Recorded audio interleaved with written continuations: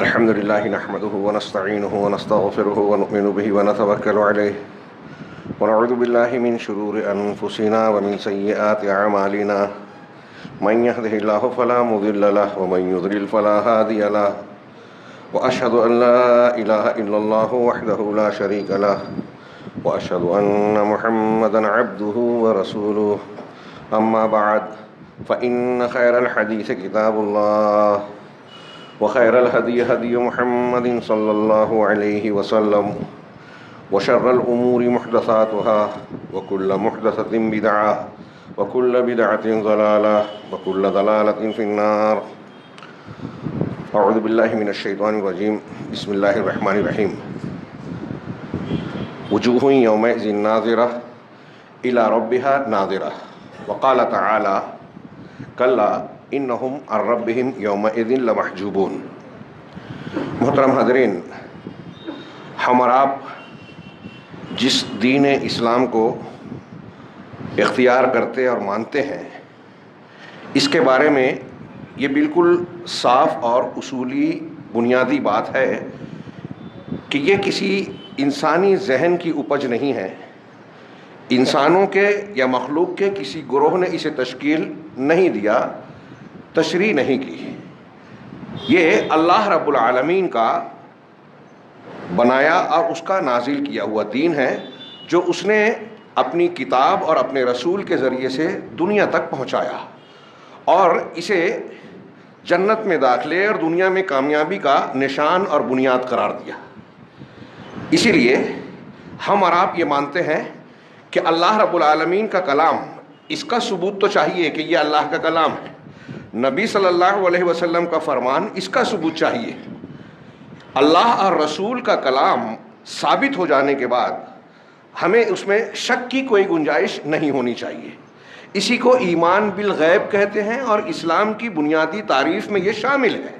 الاسلام هو توحید اللہ والخضوع والانقیاد له بالاخلاص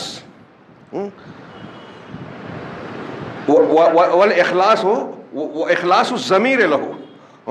اور آگے کہا کہ والایمان بالاصول الدینیہ التی جاءت من عند اللہ، کہ اسلام کہتے ہیں کہ اللہ کے سامنے خضوع اختیار کر لینا، اس کی پابندی اور انقیاد کرنا، اس کی تابعداری کرنا، ضمیر کو اس کے لیے خالص کر دینا، یعنی ظاہر اور باطن میں اس کی باتوں کو مان لینا. اور جو آخری بات کہی کہ دین کے جتنے اصول آئے ہیں اللہ کے پاس سے، رسول کے ذریعے سے، ان سب پر ایمان اور یقین رکھنا. اسی کو اہل ایمان کی ایک خصوصیت بتائی گئی سورہ بقرہ کے آغاز ہی میں، الذین یؤمنون بالغیب. یہ وہ لوگ ہیں جو غیب پر ایمان لاتے ہیں. غیب پر ایمان لاتے ہیں. کون سے غیب پر؟ جو ہماری نگاہوں میں یا ہمارے علم میں براہ راست نہیں آتا، کچھ ذرائع سے آتا ہے. اور وہ ایمان کے اعتبار سے جس ذریعے کو ہم مانتے ہیں وہ اللہ کا کلام یا رسول کا فرمان ہے. اور یہ دونوں چیزیں اللہ کی وحی کہلاتی ہیں. یعنی دین کا انحصار وحی الہی پر ہے، کسی انسان کے قیاس پر، اس کی فکر پر، لوگوں کے تجربات و مشاہدات پر نہیں ہے. یہ دین اللہ تبارک و تعالیٰ کی وحی پر منحصر ہے. اسی لیے امام بخاری بتاتے ہیں کہ انہوں نے صحیح بخاری جب لکھی تو سب سے پہلے کتاب الوحی کا ذکر کیا، یہ بتانے کے لیے کہ پورا دین آگے جو ایمان، علم، نماز، طہارت، روزہ، حج، زکوٰۃ، ساری چیزیں آ رہی ہیں، یہ سب ہم کو وحی الہی کے ذریعے سے ملی. اور وحی الہی اگر نہ ہو تو یہ ساری چیزیں غائب ہو جائے گی. اس میں انسان کا اپنا دخل نہیں ہے. یہ بات دین کے اصولوں میں سے ہے. کوئی مسلمان ایسا نہیں ہے جو شاید اس کا انکار کرے. اب دین کے فہم میں، اس کی تشریح میں اجتہاد، قیاس، فقہ، غیر منصوص مسائل میں اجتہاد کرنا، تفقہ کے ذریعے سے استنباط کرنا، اس کی گنجائش ہے. لیکن دین کی بنیادوں میں اس کی گنجائش نہیں ہے. اصولاً یہ سب لوگ مانتے ہیں. اور عام طور سے یہ جب بنیاد ٹھہر گئی، ہمارے رات میں نے درس میں کچھ قدر تفصیل سے یہیں اسی مسجد میں بیان کیا کہ ہمارے نوجوانوں کو، نئی نسل کو یہ بہت اچھی طریقے سے سمجھانے کی ضرورت ہے کہ دین فلاں اور فلاں کی رائے قیاس سے نہیں چلتا. دین میں آپ کسی سے متاثر اور مروب ہو گئے, کسی شخصیت کو آپ نے پسند کر لیا, اب اس کی کوئی بات وحی الہی سے اگر ٹکراتی ہے اور آپ نے اس شخص کو کی بات کو مانا تو آپ کی گمراہی میں کوئی شک و شبہ نہیں ہے. اسی لیے اہل حق کا یہ طریقہ, یہ منہج ہے کہ دین کے معاملے میں کسی ایک انسان کی باللزوم پابندی سے تقلید کرنا صحیح نہیں ہے. جو لوگ کرتے ہیں الگ الگ تشریحات اور توجیحات کرتے ہیں, لیکن یہ بات صحیح ہے کہ ایک آدمی کو آپ پکڑ لیں, ساری دین کی بات اس سے لے لیں, قرآن حدیث صحابہ کا منہج کیا ہے نہیں دیکھیں, یہ گمراہی ہے, کھلی کھلی گمراہی ہے, کوئی مانے یا نہ مانے. اور جب ائمہ کرام میں کسی ایک شخص کو, نبی کے بعد کسی ایک شخص کو پابند نہیں کیا جا سکتا, تو آج کی کوئی شخصیت کہ فلاں بہت بڑا مفکر ہے, اس نے بہت کارنامے انجام دیے ہیں, فلاں فلاں درس قرآن بہت اچھا دیتے ہیں, وہ ٹی وی چینل پہ آتے ہیں, ان کے فالوورز لاکھوں میں ہیں, اس کی بات اگر غلط بھی ہے تو مان لیا جائے. آج کل ایسے کچھ ٹرینڈ چل رہے ہیں, اور ہمارے نوجوانوں میں یہ جو میں بات بیان کر رہا ہوں اصولی طور سے بہت اہمیت کی حامل ہے. پوری دنیا میں مسلمان نوجوانوں اور نئی نسل کو, مرد ہو یا عورتیں, جو شکار کیا جا رہا ہے, مرتد بنایا جا رہا ہے, دین سے منحرف کیا جا رہا ہے, دین کے تعلق سے احساس کمتری کا شکار بنایا جا رہا ہے, دینی احکامات پر تنقیدیں کی جاتی ہیں اور ہمارا نوجوان اس کی ہاں میں ہاں ملانے لگتا ہے. یہ اس بات کی دلیل ہے کہ وہ دین کی اس بنیادی تعلیم کو نہیں جانتا کہ ہمارا دین اللہ کی طرف سے ہے, اور اللہ حکیم ہے, احکم الحاکمین ہے, اس کی حکمت حکمت بالغہ ہے, اس میں کوئی بات ایسی ہو ہی نہیں سکتی جو عقل کے خلاف ہو, جو فائدے سے خالی ہو, جو بیکار اور بے بنیاد ہو. ایسا ہو ہی نہیں سکتا. اگر ایسا کچھ لگ رہا ہے کہ قرآن میں یا اللہ کی شریعت میں کوئی چیز ہمارے لیے غیر اہم نظر آ رہی ہے تو وہ ہماری عقل کا قصور ہے, ہمارے علم کی کمی ہے, جہالت ہے, اتباع ہوا ہے, خارجی اور اجنبی افکار کے اثرات ہیں. اللہ رب العالمین احکم الحاکمین ہے, ساری حکمت والوں میں سب سے زیادہ حکمت والا. نبی کریم صلی اللہ علیہ وسلم انسانوں میں سب سے زیادہ حکیم ہے. آپ کی کوئی بات, کوئی حکم حکمت سے خالی ہو ہی نہیں سکتا. اور اللہ اور رسول کے بارے میں یہ بات نوجوانوں کو دماغ میں رکھنی چاہیے کہ اسلام سے زیادہ اچھا کوئی قانون, کوئی اصول, کوئی حکم ہو ہی نہیں سکتا. یہ لکھ لیں. جو آپ کو متاثر کرتے ہیں, ارے فلاں چیز سمجھ میں نہیں آتی, کسی کو تعدد ازدواج سمجھ میں نہیں آتا, کسی کو داڑھی اچھی نہیں لگتی, کسی کو شریعت کے جو عورتوں سے متعلق احکامات ہیں اس میں اعتراض ہے. سب اپنے اپنے اعتبار سے اعتراض کرتے ہیں اور ہمارے نوجوان متاثر ہو جاتے ہیں. حالانکہ یہ دنیا جو اعتراض کرتی ہے بعد میں دیر سویر یہ مانتی ہے کہ اسلام کا قانون ہی صحیح ہے, اور ماننے پر مجبور ہونا پڑے گا. یہ دین فطرت ہے, اس میں ہمارے لیے فائدے ہیں, اس میں حکمت کے خلاف کوئی بات نہیں ہے. یہ ہمارے عقیدے کا حصہ ہونا چاہیے, نمبر ایک. اور جب ایسا ہے تو اللہ اور رسول کی جب بات آ جائے تو آمنا صدقنا کہنے کے کے علاوہ چارہ نہیں ہے. لا الہ الا اللہ محمد رسول اللہ, ان دو گواہیوں سے ایک آدمی مسلمان بنتا ہے. ابھی میں نے اسلام کی تھوڑی سی تعریف کی. ان دونوں گواہیوں کا تقاضا کیا ہے؟ کھلے طور سے اس کا تقاضا یا اس کے ماننے کا حصہ یہ ہے کہ آپ جو اللہ نے اور رسول نے جو خبریں دی ہیں اس کی تصدیق کرے, سچ مانے دل سے کہ یہ غلط نہیں ہو سکتی. اللہ کے رسول سے ثابت ہو گیا جنت اور جہنم ہے, اس کی ایسی ایسی نعمتیں ہیں, ماننا چاہیے, ماننا پڑے گا. ما کان لمؤمن ولا مؤمنۃ اذا قضى اللہ ورسولہ امرا ان یکون لهم الخیرۃ من انفسہم. صاف اعلان ہے قرآن کا کہ کسی مومن مرد اور عورت کے لیے یہ اختیار نہیں ہے کہ جب اللہ اور اس کے رسول کوئی فیصلہ کر دیں تو انہیں اپنی جانب سے اپنے نفس کے لیے کوئی اختیار ہو. ہے ہی نہیں اختیار. اللہ رسول نے کہہ دیا, بس حرف آخر, ماننا پڑے گا, ورنہ مومن نہیں. یہ اختیار ہی نہیں دیا گیا. تو اللہ اور رسول صلی اللہ علیہ وسلم نے جو کچھ خبر دی ہے اس کی تصدیق کرنا, اور جو احکامات دیے ہیں اس پر عمل کرنا. اب یہ احکامات دو طریقے کے, ایک کیا کہ یہ فلاں کام فلاں فلاں کام کرو, یہ امر ہے, وہ کرنا ہے اپنی طاقت کے مطابق, اور فلاں فلاں چیز سے بچو, یہ نہی ہے, اس سے بچنا ہے اپنی طاقت کے مطابق. امر اور نہیں. تو جو احکامات دیے ہیں اس پر عمل کرنا, جو خبریں دی ہیں ان کی تصدیق کرنا، اور ان کا اللہ اور رسول کا ایک اور حق ہے کہ ان کی بات آ جانے کے بعد کسی اور کی بات کو نہ ماننا، کسی اور کی بات کو ان کی باتوں سے آگے نہ بڑھانا۔ یہ دین کی بنیادی تعلیمات میں سے ہے۔ اب یہ ایک طرف رکھیے، اور ابتدائی دور سے صحابہ کے بعد جو گمراہ فرقے پیدا ہوئے اور آج تک ہو رہے ہیں، اور اب تو وہ لوگ جو قرآن و حدیث کو ماننے کا دعویٰ کرتے ہیں ان کو نہیں پتہ، لہٰذا انہوں نے اپنی اولاد کو بھی نہیں سکھایا اور شوق بھی نہیں ہے سیکھنے کا۔ تھوڑا سا درس قرآن درس حدیث لمبا ہو جائے تو بھاری پڑنے لگتا ہے، ان کو لگتا ہے ہم دین کے سلسلے میں بے نیاز ہیں، جس گھر میں پیدا ہو گئے وہاں جو کچھ سیکھ لیا مان لیا کافی ہے۔ نتیجہ دیکھ لیجیے آج ہماری اولادیں جہاں جائیے، جس شہر میں جائیے، کسی گمراہ کے پیچھے چل رہے ہیں۔ کسی ایک انسان کو چند لوگوں کو مان لیا کہ بہت اچھے ہیں، اب ان کی غلط باتوں پر بھی ایمان لا رہے ہیں، ان پر تنقید کرنے والوں سے ناراض ہو جاتے ہیں، قرآن و حدیث کی دلیلوں کو ماننے کے لیے تیار نہیں ہے۔ یہ کون سی اہل حدیثیت ہے ہی نہیں، یہ اصول جانا ہی نہیں ہے لوگوں نے۔ آج ہمارے گھروں میں یہ گمراہیاں ہیں، اور کتنے لوگ ہیں۔ ابھی جو میں نے یہ موضوع چھیڑا، ایک نام بہت مشہور ڈاکٹر ذاکر نائک، ڈاکٹر اسرار، مرزا علی انجینئر، یہ ابھی برانڈ چل رہا ہے۔ یہ ذرا آج کل ان کی پسندیدگی ہے، کچھ دن گزرے گا یہ چلے جائیں گے، دوسرے آئیں گے۔ قرآن حدیث کو چھوڑ کے یہ سب لوگ سنتے ہیں، لوگوں کو دیکھتے ہیں یہ سبسکرائب کر رہے ہیں، لائک کر رہے ہیں، ہمارے لوگ پیچھے چلنے لگتے ہیں۔ جاہل لوگ علماء کو مارکس دیتے ہیں، وہ عالم سننے کے لائق نہیں ہے، یہ بہت اچھا بولتا ہے، اس کو پسند کر لیا، تو اب جو جس کو پسند کر لیا اب اس کی غلط بات بھی پسند ہے۔ رات میں نے ذکر کیا یہاں اسی مسجد میں، پچھلے ہفتے گلبرگہ میں خطبہ جمعہ میں نے ڈاکٹر اسرار کی کچھ باتیں بیان کی۔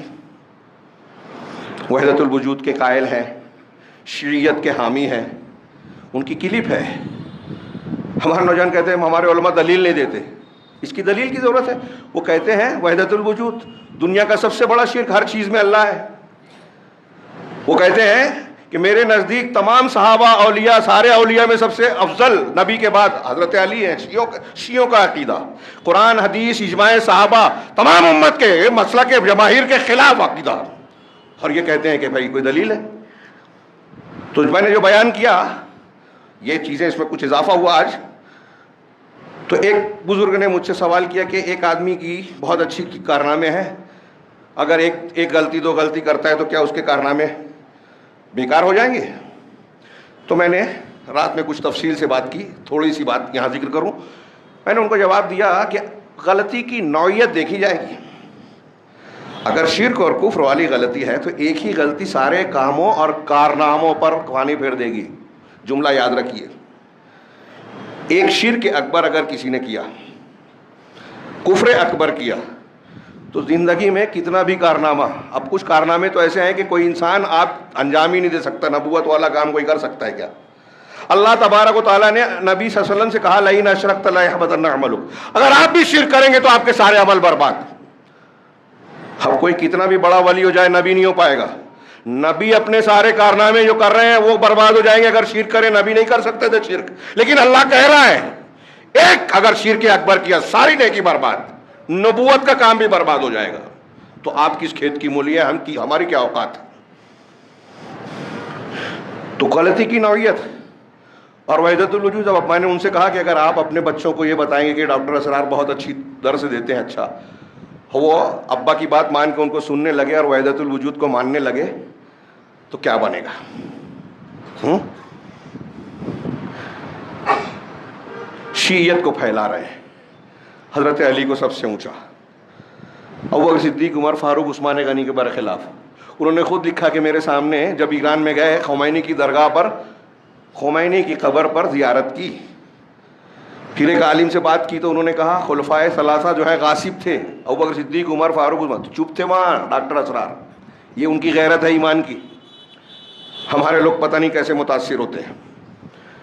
اگر اچھی تقریر اور کارنامے ہی کی بنیاد پر کسی کو ماننا ہے تو دنیا کا کوئی مذہب اچھے مقررین سے اور اچھے کارناموں سے خالی نہیں ہے۔ آج بڑے بڑے یورپ اور امریکہ میں ذہین ترین لوگ ہیں، دانشور ہیں، بڑے کارنامے والے ہیں، اس وجہ سے ان کی غلط باتوں کو صحیح مانیں گے؟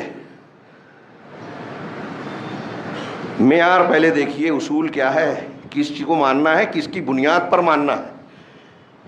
ہم ائمہ کرام، ائمہ اربع ہوں، دوسرے ائمہ ہوں، محدثین ہوں، اگر ان کی بات قرآن حدیث کے خلاف پڑ جائے تو ہمارا مسلک، منہج اور مسلمانوں کا اصول ہے کہ قرآن حدیث کو مانا جائے گا، ان کی نہیں۔ اور یہ لوگ جو عالم بھی نہیں ہے، جو آدھی ادھوری باتیں عقیدے کے سلسلے میں جن کے انحرافات عظیم الشان ہیں، ان سے ہمارے نوجوان متاثر ہو رہے ہیں۔ اب میں نے ڈاکٹر ذاکر نائک کا نام لیا، وہ تعریف کرتے ہیں، اہل حدیثوں پہ تنقید کرتے ہیں، اہل حدیث نام پہ تنقید کرتے ہیں، اہل السنہ جو قرآن حدیث سے مستفاد ہے، صحابہ جس کا استعمال کرتے تھے، تمام محدثین ائمہ کرام جس کا استعمال کرتے تھے، ان کو یہ غلط کہہ رہا ہے۔ اور ہمارا کچھ طبقہ کہنے لگتا ہے ہاں برابر، انحراف ہے یہ منہج سلف سے۔ پھر وہ تعریف کرتے ہیں ڈاکٹر اسرار کی، جن کے یہاں وحدت الوجود ہے۔ وحدت الوجود بار بار میں ذکر کرتا ہوں اس لیے کہ ہمارے یہاں، ہمارے حلقوں میں تصوف کے راستے سے آج اس کا بہت بول بالا ہے، بہت سے لوگ مانتے ہیں، سمجھتے نہیں ہیں۔ یہ فضائل اعمال کے نام پہ وحدت الوجودی قصے کہانیاں سنائی جاتی ہیں، ہر چیز میں اللہ ہے۔ ہمارے یہاں کے بڑے بڑے علماء، بڑے ادارے، دیوبند کے مفتی صاحب نے ناندیڑ میں اسٹیج پہ کہا کہ ہر چیز میں اللہ ہے، یہاں تک کہ ہندو جس مورتی کو پوجتا ہے اس میں بھی اللہ ہے۔ اس کے نتائج کیا نکلتے ہیں؟ یہ ابن عربی کا قول ہے، جس کو شیخ اکبر کہتے ہیں ہمارے یہاں دیوبندی بریلوی۔ ہر چیز میں اللہ ہے، کتے بلی میں بھی نعوذ باللہ ہے۔ اور جب ہر چیز میں اللہ ہے تو جو بات کہہ رہا ہے وہ سب اللہ کا کلام ہے۔ میں جو بول رہا ہوں وہ اللہ کا کلام، آپ جو بول رہے ہیں وہ اللہ کا کلام، جانور چڑیا پرندے جو بول رہے ہیں وہ اللہ کا کلام، کیونکہ سب میں اللہ ہے۔ اس سے گھناؤنا شرک اور اس سے گھناؤنا کفر دنیا میں ہے ہی نہیں۔ جو یونانی فلاسفہ ہندوؤں کا عقیدہ ہے، ہندوؤں میں ایک بڑے طبقے کا، جو ان کا اصلی شنکراچاریہ گزرا ہے، اس نے وید کی تشریح اسی کی بنیاد پر کی ہے، وحدت الوجودی عقیدے کے نام پر۔ اور ہمارے ہاں اہل تصوف میں ابن عربی اس کا سربراہ، اس سے پہلے کے بھی کچھ لوگ گزرے، ابن فارس، حلاج وغیرہ۔ حلاج جو کہتا تھا انا الحق، میں ہی حق ہوں، میرے اندر اللہ ہے۔ ان کے کفر کا، قتل کا فتویٰ دیا ہے علماء نے، اور ڈاکٹر اسرار کہتے ہیں کہ وہ صحیح تھا، اور ڈاکٹر ذاکر نائک کہتے ہیں کہ وہ ڈاکٹر اسرار بہت اچھے ہیں، بہت صحیح ہے۔ ہمارا نوجوان دونوں کو پسند کرتا ہے۔ ابھی میرے موبائل میں ایک کلپ بھیجی کسی نے، میں نے آج کی جو قرآن کی آیت پڑھی اسی تناظر میں پڑھی۔ کلپ میں کیا ہے، کسی نے ڈاکٹر صاحب سے سوال کیا۔ مجھے یہ بات یاد رکھیے کہ کسی کی شخصیت سے کوئی پرخاش نہیں ہے۔ ہمارے یہاں لوگ چونکنے لگتے ہیں، ارے وہ پاکستان کے لوگ کہتے ہیں یہاں لاکھوں لوگ ان سے مسلمان ہوئے، لاکھوں، اور جو ہوئے ہیں ان کی بھی کیا حقیقت ہے اس کو بیان کرنے کی میں ضرورت نہیں سمجھتا۔ اگر مان لیجئے صحیح بھی ہے تو کیا اس بنیاد پر ان کی قرآن و سنت کی باتوں کو ہم قبول کر سکتے ہیں یا کرنا چاہیے؟ جواز ہوتا ہے؟ اول تو وہ کارنامے ہے نہیں، مان لیے جائیں، مان لیے جائیں، اس تفصیل میں جانے کی ضرورت، شخصی طور سے ہمیں کچھ نہیں کہنا، لیکن یہ ایک اصول ہے۔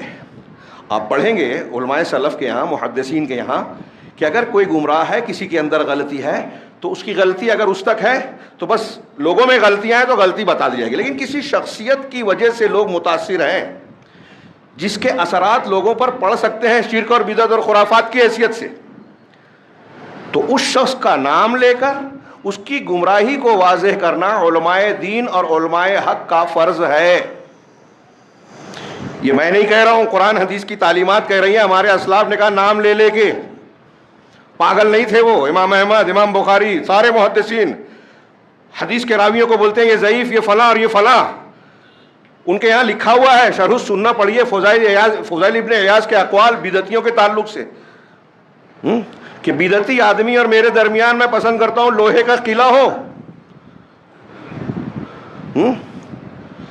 ہمارے اسلاف میں بعض ہیں، وہ ابوبکر نابلسی نے کہا کہ اگر میرے پاس 10 تیر ہوں، حاکم سے کہا، شیعہ فاطمی حاکم کے سامنے کہا، ہم اپنے کہنے کے لیے ڈرتے ہیں کہ اگر 10 تیر ہوں تو 9 سے میں رافضی کو ماروں گا، 1 سے یہودی کو ماروں گا، کیونکہ یہ رافضی یہودیوں کے کتے ہیں، اور آج پورے عالم اسلام میں ہم ان کی تائید کرتے ہیں۔ ڈاکٹر اسرار تعریف کرتے ہیں ان کے اندر شجاعت ہے کربلا کی وجہ سے، نوجوان کو میسج دیتے ہیں۔ جھوٹی بات ہے، یہ غلط بات ہے تاریخی اعتبار سے بھی۔ یہ ہمیشہ یہودیوں کے کتے رہے ہیں، اور آج لوگ کہتے ہیں، ایک عرب نے کہا کہ یہودی رافضی یہودیوں کے کتے ہیں، اور ہمارے یہاں جو تحریکی ہیں وہ روافض کے کتے ہیں۔ آج ان کے بوجھ کو ڈھونے والے بن گئے ہیں، مسلمانوں میں، سنیوں میں، ان کے عقیدے، ان کی فکر کو عام کرتے ہیں۔ فلسطینیوں کے اوپر جو پورا عذاب آیا ہے اس کا سبب بننے والے یہ لوگ ہیں۔ اور یہ بات بھی میں یہاں جملہ بول دوں کہ جو موضوع میں نے چھیڑا ہے اس کا تعلق آپ یہ نہ سمجھیں کہ ہماری آج کل سے نہیں ہے۔ اللہ تعالیٰ کی رویت کی بحث کرنے جا رہا ہوں۔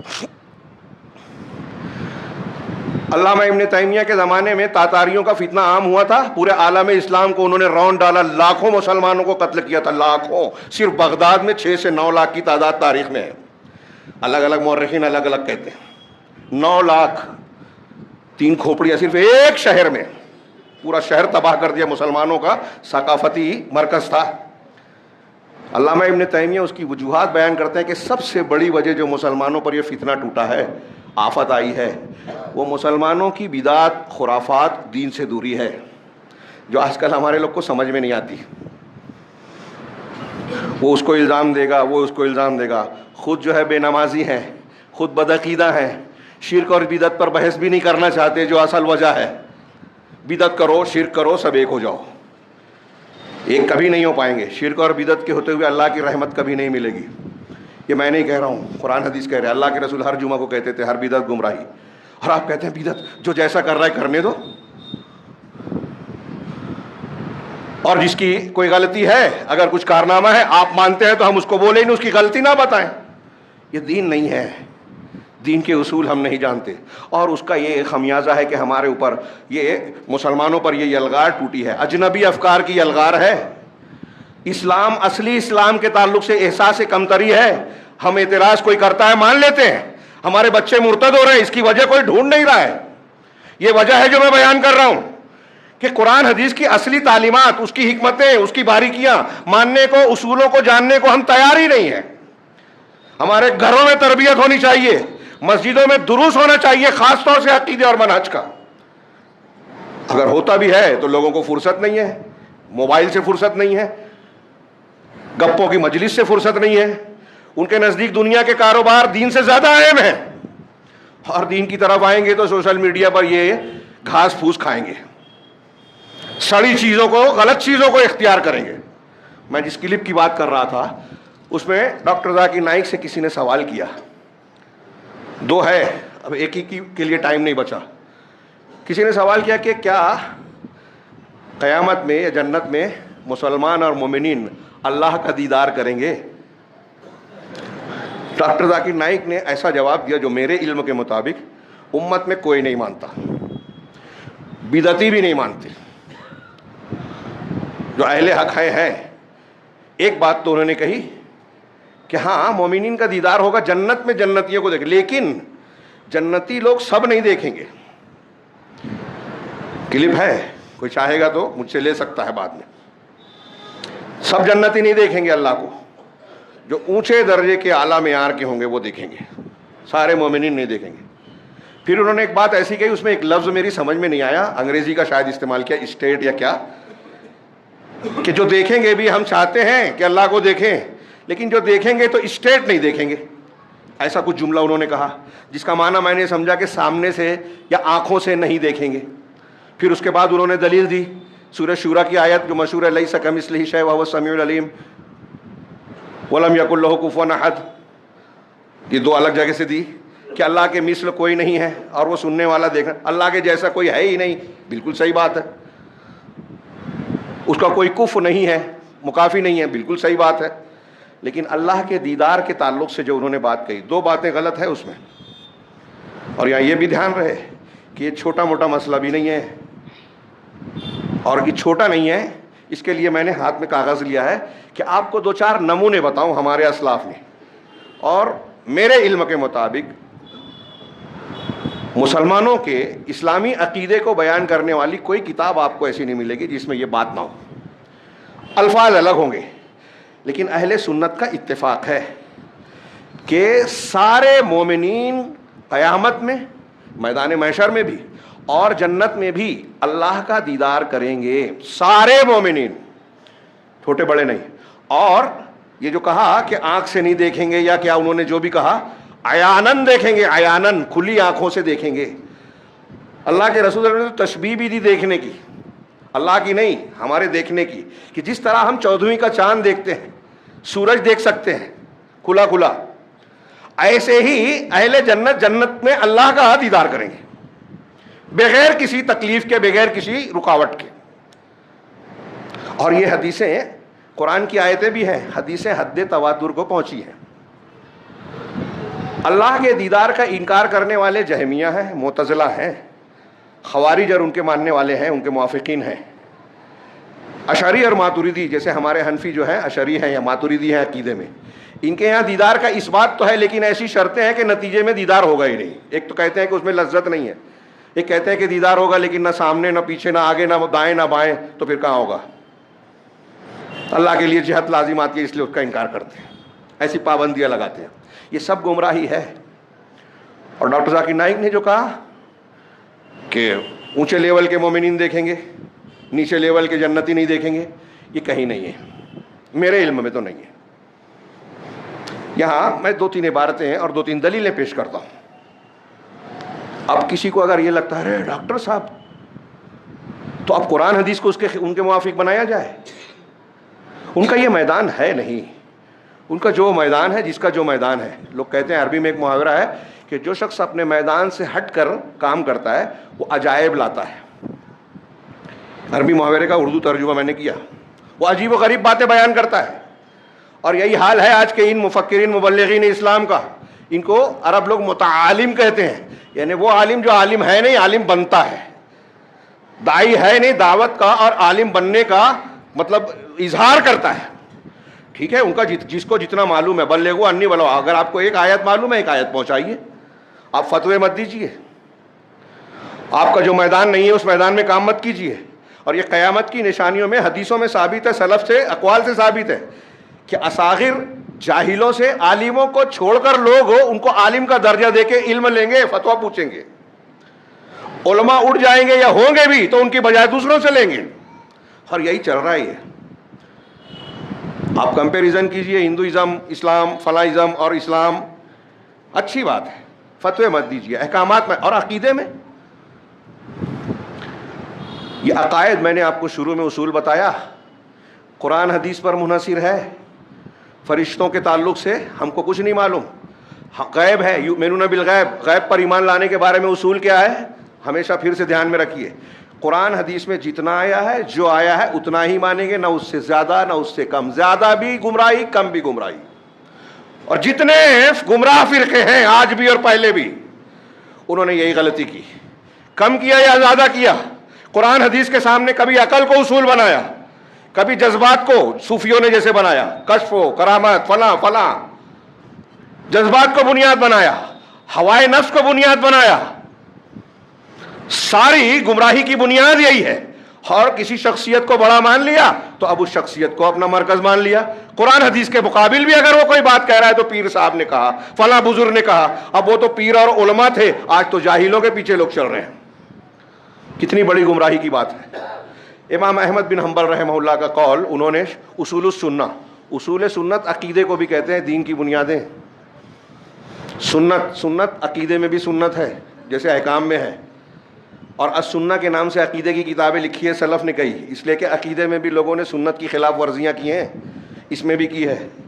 ہمارے یہاں بہت سے لوگ یہ صوفی, اشعری ماتریدی اللہ کو عرش پر نہیں مانتے, اللہ کے کلام کو نہیں مانتے, اس کی تشریح تعویل کرتے ہیں, تحریف کرتے ہیں, کلام نفسی کہتے ہیں.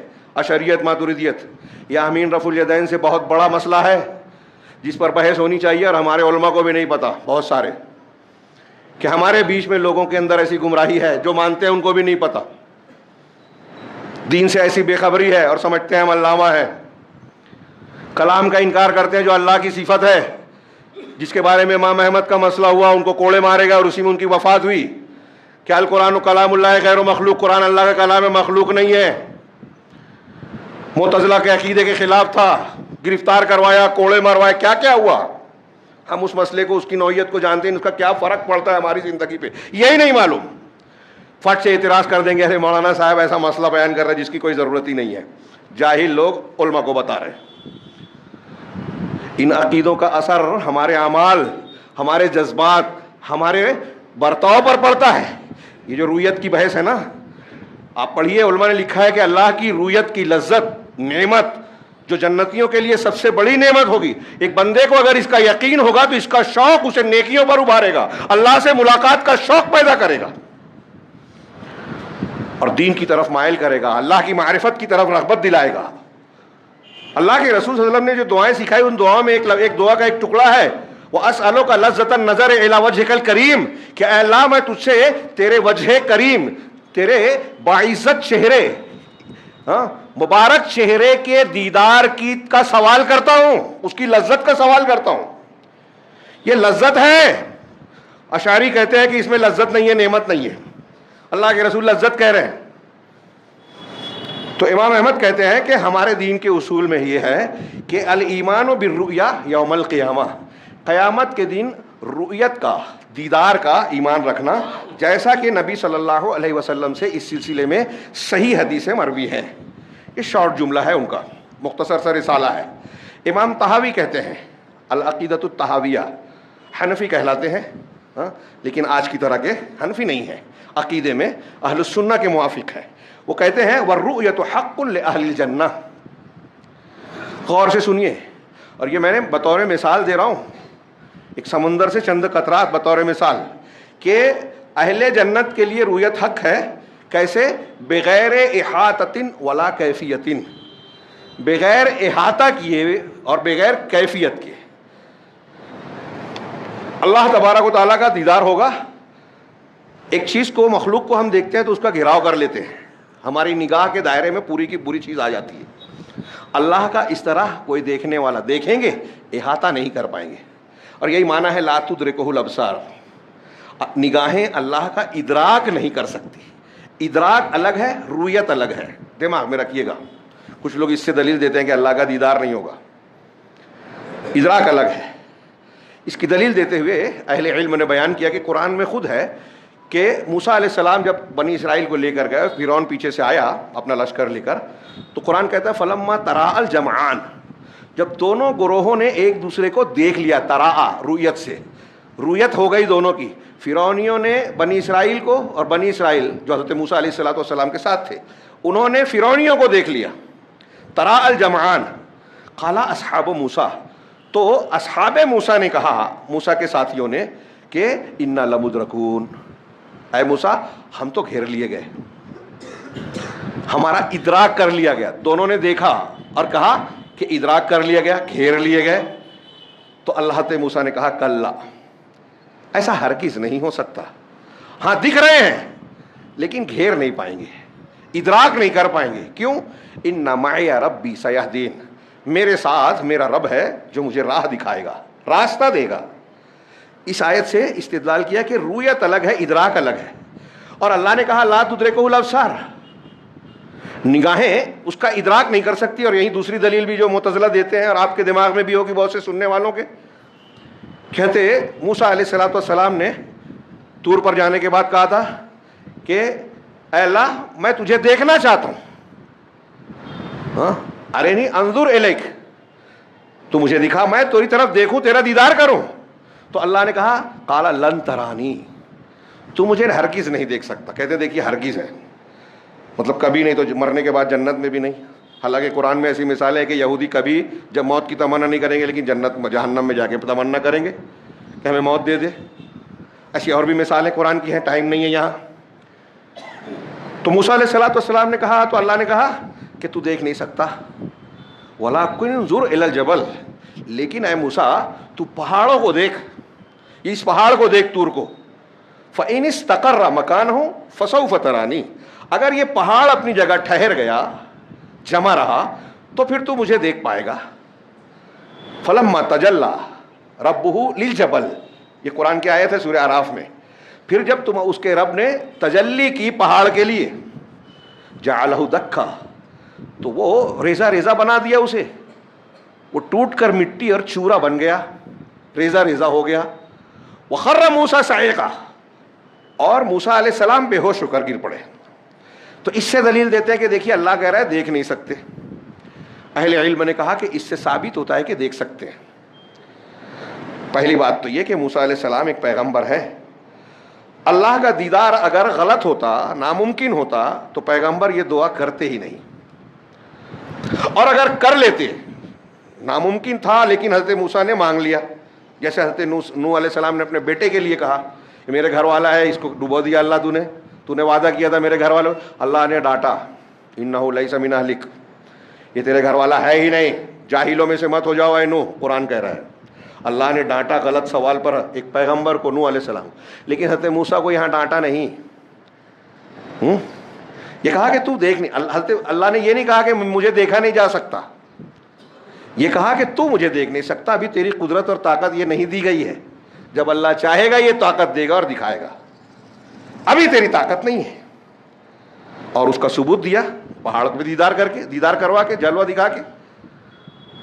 تو اہل علم نے کہا کہ اگر میرے تھیلی کوئی میں ہاتھ میں لیا ہوں، امام ابلیس نے یہ مثال دی، اس میں پتھر ہو اور کوئی کہے کہ جو آپ کے تھیلے میں ہے مجھے کھلائیے، اور کھانے کی چیز نہیں ہے، تو یہ نہیں کہا جائے گا کہ تو کھا نہیں سکتا، یہ کہا جائے گا کہ یہ کھانے کی چیز نہیں ہے.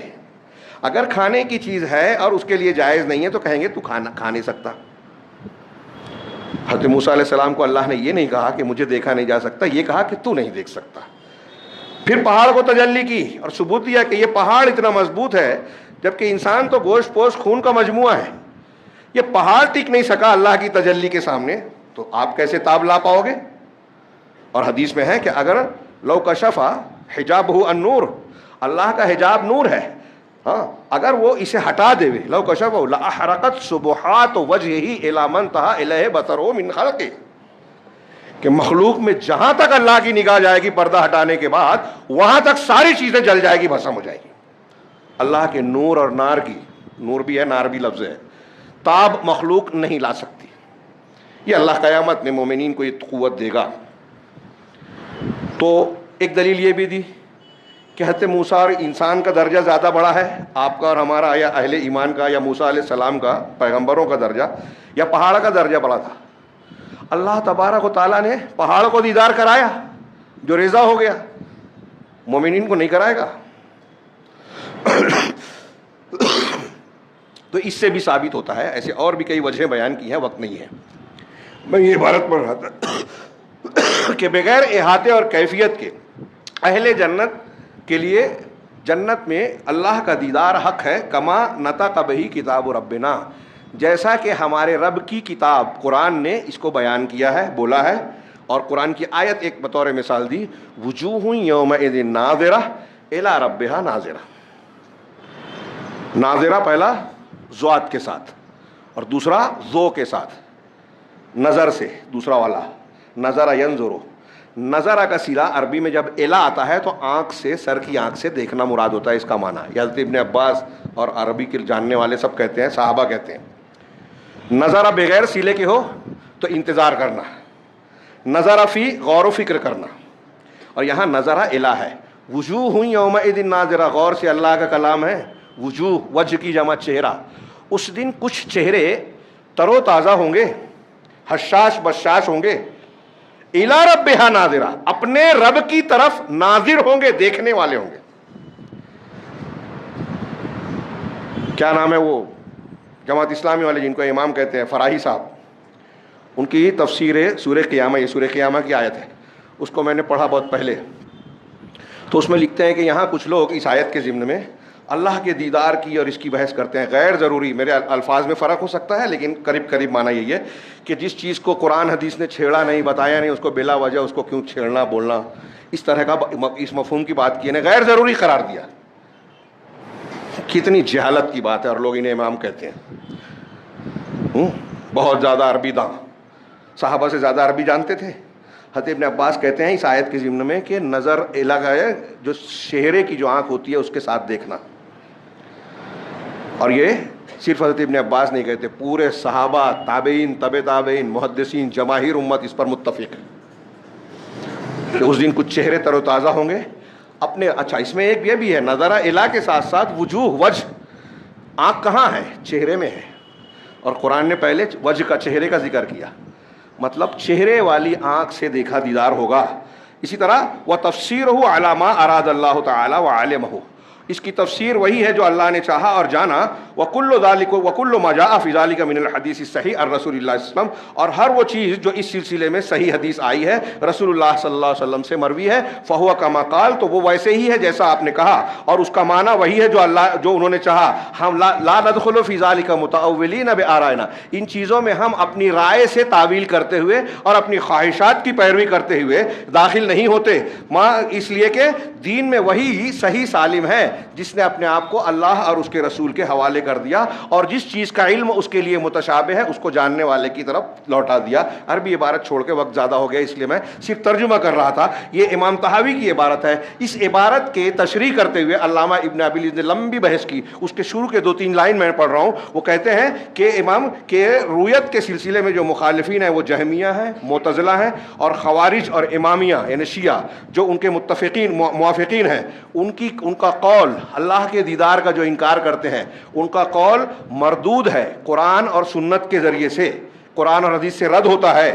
اور رویت کے ثبوت کے قائل ہیں صحابہ, تابعین, ائمہ اسلام جو امامت فی الدین میں معروف ہیں, سارے امام, چاروں امام اور سارے ائمہ, اور اہل الحدیث, اور اہل کلام میں بھی وہ طائفے جو اہل سنت والجماعت کی طرف نسبت رکھتے ہیں. یہ سارے لوگ اس بات کے قائل ہیں, صحابہ, تابعین, دین میں معروف سارے امام, سارے اہل حدیث یہ مانتے ہیں کہ رویت ہوگی. اب ان سب چیزوں کو جو قرآن حدیث کہہ رہی ہیں, صحابہ تابعین جس کو مان رہے ہیں, سارے اہل حدیث مان رہے ہیں, اس کے خلاف کوئی بولے ہم کہتے ہیں کیا فرق پڑتا ہے, معمولی چیز ہے. اس کے بارے میں آگے کہہ رہے ہیں کہ وَهَذِهِ الْمَسْأَلَةُ, ہم سوچتے ہیں ہلکا مسئلہ ہے. ابن ابی العز کہہ رہے ہیں کہ یہ مسئلہ جو ہے من اشرف مسائل اصول الدین, دین کے اصولوں میں سب سے زیادہ شرف والے, سب سے بڑے مسائل میں سے ایک ہے. وہ اجلھا, اور سب سے زیادہ جلیل القدر مسئلوں میں سے ایک مسئلہ ہے. وہی الغایۃ التی شمر الیہا المشمرون, یہ وہ مقصد اور غایت ہے, ٹارگٹ ہے جس کی طرف کمر کسنے والے کمر کستے ہیں. وہ تنافس المتنافسون, اور کمپٹیشن کرنے والے, مقابلہ کرنے والے مقابلہ کرتے ہیں. وحرمھا, اور اس سے محروم ہیں الذین هم عن ربهم محجوبون, کہ جو اپنے پروردگار سے محجوب ہے. وعن بابہ مردودون, اور اللہ کے بارگاہ سے مردود ہے, رد کیے گئے ہیں, جن کو بھگایا گیا ہے. اس سلسلے میں 1-2 دلیلوں کی طرف میں اشارہ کر دوں. یہ ابھی جو آیت میں نے پڑھی تھی شروع میں, یہ تو ایک آیت وجوہ یومئذ ناظرہ ہو گیا. ایک آیت سورہ مطففین کی ہے, کلا انہم عن ربہم یومئذ لمحجوبون, کہ وہ لوگ قیامت کے دن, یہ کافروں کے بارے میں اللہ نے کہا کہ قیامت کے دن کفار اپنے پروردگار سے محجوب ہوں گے, حجاب سے محجوب, آڑ میں ہوں گے, بیچ میں رکاوٹ ہوگی, دیکھ نہیں پائیں گے. امام شافعی اور بعض سلف کہتے ہیں کہ جب کافروں کے بارے میں اللہ یہ کہہ رہا ہے قرآن میں کہ وہ رب کے دیدار سے محروم رہیں گے, ان کے اور اللہ کے درمیان حجاب ہوگا, یہ کافروں کے لیے بطور سزا ہے. تو اس کا الٹا معنی کیا ہوا کہ مومنوں کے لیے دیدار ہوگا, یہ اہل ایمان کے لیے انعام ہوگا. اگر مومنوں کا بھی دیدار نہیں ہوگا اگر, تو اس آیت کا بے مطلب کوئی مطلب ہی نہیں ہوا. آپ کہہ رہے ہیں کہ مومن بھی نہیں دیکھیں گے, قرآن کہہ رہا ہے کافر نہیں دیکھیں گے, تو پھر قرآن کو صرف کافروں کے لیے کہنے کا مطلب کیا ہوگا؟ کافر اللہ سے حجاب میں ہوں گے, آڑ میں ہوں گے, دیکھ نہیں پائیں گے, اس کا مطلب مومنین دیکھیں گے. اس سے ثابت ہوا. اور پھر اس کے علاوہ اللہ رب العالمین نے قرآن میں یہ بھی فرمایا کہ الذین احسنوا الحسنى وزیادہ, جن لوگوں نے احسان کیا اللہ کے ساتھ, بندوں کے ساتھ, دونوں کا معنی اپنی اپنی جگہ ہے, ہاں, تو ان کے لیے حسنہ ہے, جنت ہے. وزیادہ, زیادہ کیا ہے؟ زیادہ ہے, اللہ کے رسول صلی اللہ علیہ وسلم نے فرمایا کہ زیادہ سے مطلب اللہ کے وجہ کریم کا دیدار ہے. اللہ کے نبی صلی اللہ علیہ وسلم سے تقریباً 30 صحابہ نے حدیثیں نقل کی, 30 صحابہ نے, کہ اللہ کا دیدار ہوگا. حد تواتر کو پہنچی ہوئی ہے. تواتر کا معنی انہیں متواتر حدیثیں ہیں.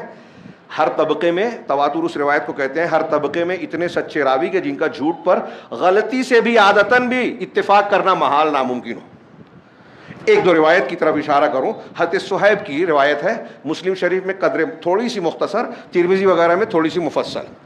صہیب سے روایت ہے کہ نبی کریم صلی اللہ علیہ وسلم نے فرمایا اذا دخل اہل الجنت الجنہ, جب جنتی جنت میں داخل ہو جائیں گے تو اللہ تبارک و تعالیٰ کہے گا تريدون شيئا ازيدكم, کہ کیا تم کچھ اور بھی چاہتے ہو جو میں تم کو بڑھا کر دوں, زائد دوں؟ تو جنتی کہیں گے الم تبیض وجوہنا الم تدخلنا الجنہ وتنجنا من النار، کہ کیا تو نے ہمیں جو ہے ہمارے چہروں کو روشن نہیں بنا دیا، کیا تو نے ہمیں جنت میں داخل نہیں کر دیا، جہنم سے نجات نہیں دے دی. یہی کیا کم ہے، بہت ہے. یہ جنت ہے جہاں تمنائیں ختم ہو جائے گی. دنیا میں تمنا کچھ بھی مل جائے نہیں ختم ہوتی.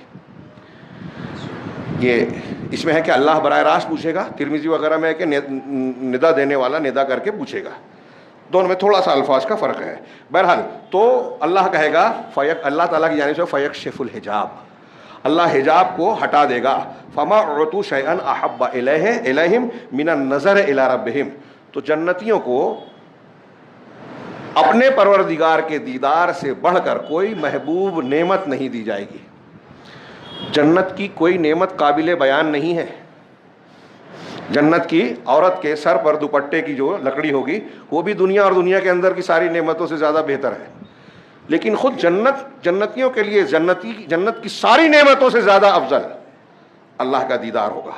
یہ بیان کرنے کے بعد ایک روایت میں اپنی روایت میں زیادہ کیا کہ اللہ کے رسول صلی اللہ علیہ وسلم نے یہ حدیث بیان کرنے کے بعد قرآن کی یہ آیت پڑھی سورہ یونس کی، للذین احسنوا الحسنى وزیادہ، کہ جن لوگوں نے احسان کیا ان کے لیے حسنہ یعنی جنت ہے، اور زیادہ یعنی اللہ تبارک و تعالیٰ کا دیدار ہے. حضرت جریر وغیرہ کی روایت ہے کہ اللہ کے رسول صلی اللہ علیہ وسلم نے 14ویں کے چاند میں دیکھا کہ کیا اس چاند کو دیکھنے میں تم کو دقت محسوس ہو رہی ہے؟ کہا نہیں. کہا اسی طرح تم مومنین جو ہے قیامت میں اللہ تبارک و تعالیٰ کا دیدار کریں گے. آگے کا ایک جملہ کہ سلف کا اجماع مومنین کے قیامت کے دن دیدار کرنے کے سلسلے میں، تو علماء میں سے متعدد علماء نے اسے نقل کیا ہے کہ سلف کا اس بات پر اجماع ہے. ان میں ابن خزیمہ ہے، جبکہ وہ کہتے ہیں کہ اہل قبلتنا، ہمارے اہل قبلہ کے لوگ یعنی مسلمان صحابہ ہوں اور ان کے بعد سے جتنے بھی وہ لوگ جو ہمارے زمانے تک کے علماء ہوں، یہ ان میں سے کسی نے یہ اختلاف نہیں کیا اور شک نہیں کیا، ارتیاب میں نہیں پڑے. جملہ سنیے کہ وَلَمْ يَشُكُّوا وَلَمْ يَرْتَابُوا أَنَّ جَمِيعَ الْمُؤْمِنِينَ يَرَوْنَ خَالِقَهُمْ يَوْمَ الْقِيَامَةِ عَيَانًا. ان کے اس جملے میں ڈاکٹر ذاکر نائک کی دونوں باتوں کا رد ہے کہ کہتے ہیں کہ اس میں کسی کا شک اور اختلاف نہیں ہے کہ سارے مومنین، جمیع المؤمنین، سارے مومنین. علامہ ابن تیمیہ نے بھی یہ کہا جمیع المؤمنین. یا اس قول کو میں پیش نہیں کر پاؤں گا، ٹائم بہت زیادہ ہو گیا. سارے مومنین اللہ تبارک و تعالیٰ کا دیدار کریں گے قیامت کے دن عیاناً، کھلی آنکھ سے. اب اس کی کیفیت کیا ہوگی ہم نہیں جانتے، اور اللہ کا احاطہ بھی نہیں ہوگا. ابن زمینین کہتے ہیں کہ اہل سنت میں سارے لوگوں کا یہ عقیدہ ہے کہ مومنین اپنے پروردگار کو آخرت میں دیکھیں گے، اور کفار اور مشرکین اس سے حجاب میں ہوں گے، نہیں دیکھ پائیں گے. پھر وہی دلیل نقل کی. ابو القاسم اصبہانی کہتے ہیں کہ اہل سنت کا یہ مذہب ہے کہ اللہ تبارک و تعالیٰ اپنے اولیاء یعنی مومنین کو رویت کے شرف سے مشرف کرے گا. وہ اپنی آنکھوں سے جیسے اللہ چاہے گا دیکھیں گے. یہ اللہ کی طرف سے فضل، مہربانی اور اس کا احسان ہوگا. اس کی اور بھی دلیلیں بیان کی ہیں جس میں یہ صاف صاف بیان کیا گیا کہ اللہ رب العالمین کا دیدار اہل سنت والجماعت کے دین کے اصولوں میں سے ایک اہم ترین مسئلہ ہے، اور اسے غیر ضروری نہ سمجھے.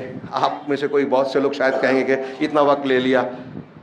یہ وقت زیادہ لیا. یہ مسئلہ بہت اہمیت کا حامل ہے. اس کی اہمیت سمجھیں، اور ان عقائد میں پھر سے جملہ دھیان میں رکھیے، نہ ہو تو قرآن حدیث پڑھیے، علماء سے پوچھیے. ان عقائد میں اگر آپ کا یا کسی کا انحراف ہے تو اس کا ایمان ہی صحیح نہیں ہے. اس کی نماز اور روزے کا کیا حال ہوگا واللہ عالم. اور ان کو غیر اہم سمجھ کر جو لوگوں نے دنیا داری کو اختیار کر رکھا ہے، کچھ چیزوں کو سمجھتے ہیں کہ ہم بہت دیندار ہیں، تو یاد رکھیے کہ یہی سبب ہے ان چیزوں میں جو انحرافات ہم نے اختیار کر رکھا ہے.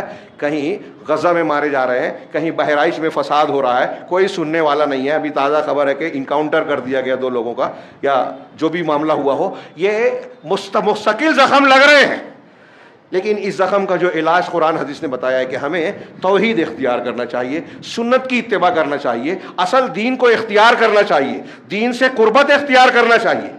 ہم اصلاح معاشرہ اور دین کی باتیں بہت کرتے ہیں، فضائل پہ محنت کرتے ہیں، عقائد پر نہیں کرتے. یہ زندگی بھر یہ پات پتے اور شاخ توڑتے رہیں گے، کبھی اصلاح نہیں ہوگی. جڑ پر وار کرنا پڑے گا، جیسے نبی کریم صلی اللہ علیہ وسلم نے کیا. عقیدے کی اصلاح کیجیے. یہ جن امور کو ہم غیر اہم سمجھتے ہیں یہی سب سے اہم ہے. اللہ رب العالمین سے دعا ہے کہ وہ ہمیں دین کی بنیادوں کو درست کر کے پورے دین کو درست کرنے کی توفیق عطا فرمائیں، اور اس کی برکت سے دنیا کے فتنوں اور ہر قسم کے عذاب سے اللہ ہمیں محفوظ رکھے اور آخرت میں بھی اپنے عذاب سے محفوظ رکھے۔ اقول قولی ھذا واستغفر اللہ لکم سائر المسلمین وصلی اللہ علی نبینا محمد۔ بارک اللہ لنا ولکم فی القرآن المجید ونفعنا وإیاکم بالآیات والذکر الحکیم، انہ تعالی جواد کریم ملک بر رحیم۔